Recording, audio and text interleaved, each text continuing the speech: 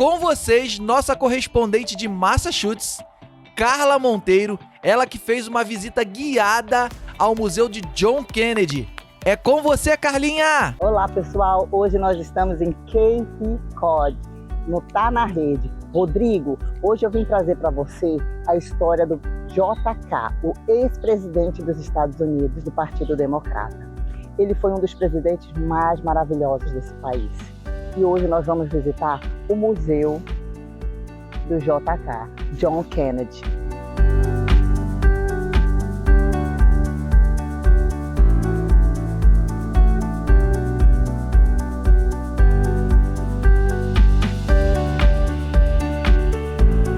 Hi, Wendy. How are you? Wendy, tell me about Elizabeth. So our special exhibit is about John Kennedy Jr. He was the son of JFK, our 35th president, who was a very beloved president and gave our nation hope and progress, and was very inspirational to people. So John is his son, and what we know today is that more people remember John Jr.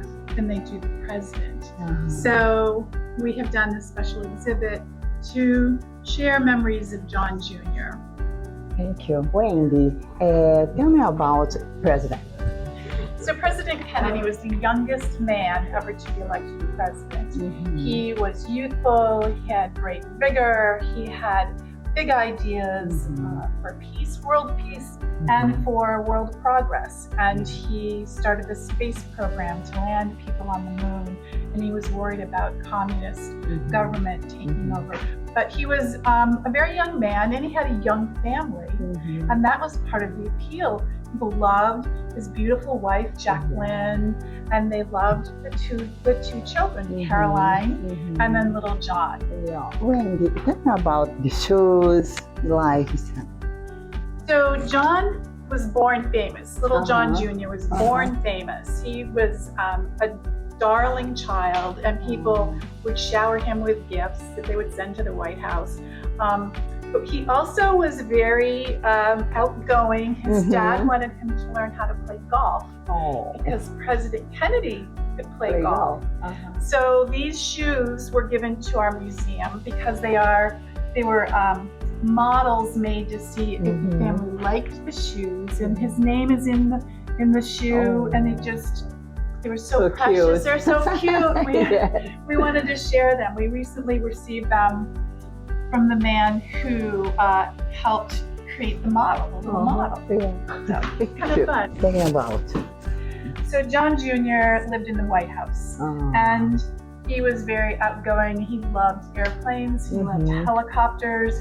So we have pictures. He would greet his dad when he came home from work on a helicopter, an airplane. Some of these are just fun photos of him as a little child. Now, his father died when he was 3, which is very, very sad, right? So these photos here are very famous. He saluted his father's coffin as it passed by in the funeral for Washington, D.C. So he was only 3. We have a statue that was given to us to remember that moment. An adult. He loved Cape Cod. He would come here to Cape Cod, and he actually spent time in the house that his mother and father owned in the compound. So he loved the sail. He would walk the beach. He was friendly. He was just a nice guy. He was sweet. He was kind. He was very outgoing, and just everyone hoped that someday he would run for office and be president too, maybe. He did not do that, though. What he went into as an adult, John Jr. decided to go into the magazine publishing. So he named this magazine George, after George Washington. And he wanted to get into politics, but by commenting on politics, by writing stories about politics. So he launched his magazine George. Let's have very young Kevin Costner there. Oh my gosh, so handsome. So handsome. And this was the first edition where kind of very avant-garde. He had Cindy Crawford as George Washington on the first edition. So he was really trying to get people's attention. You know, he really loved the magazine business. He was, of course, a very good-looking man. In 1988, People magazine listed him as the sexiest man alive. That's Cape Cod, President, come your family summer? yes. So they had a summer home here, but then some of the family, his grandparents, it became their year-round home here. And the family have 11 houses now, 11 houses in the same area for almost 100 years. Yeah, in 1988, we don't have a picture. In 1988, he was listed sexiest man alive, and that's when his life really changed. He became movie star status, and his life was a little difficult because people were always, you know, his paparazzi and press, and girlfriends. But he found the love of his life, and he got married in 1996 to Carolyn Bissett, and it's a very secret wedding.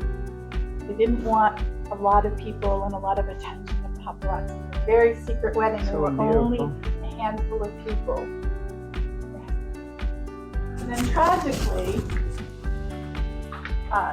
just 3 years later, they were both killed in the plane crash.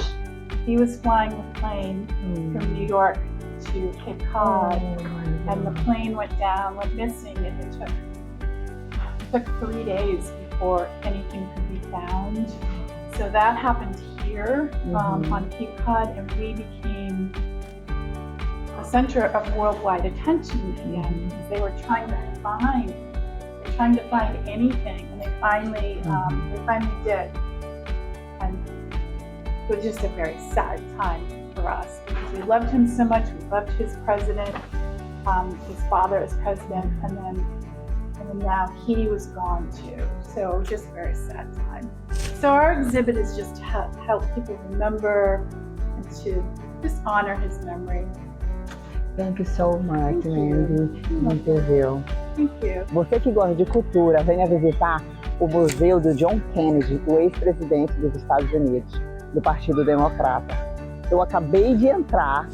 É um museu maravilhoso, contando toda a história dele, da família, de toda a família Kennedy.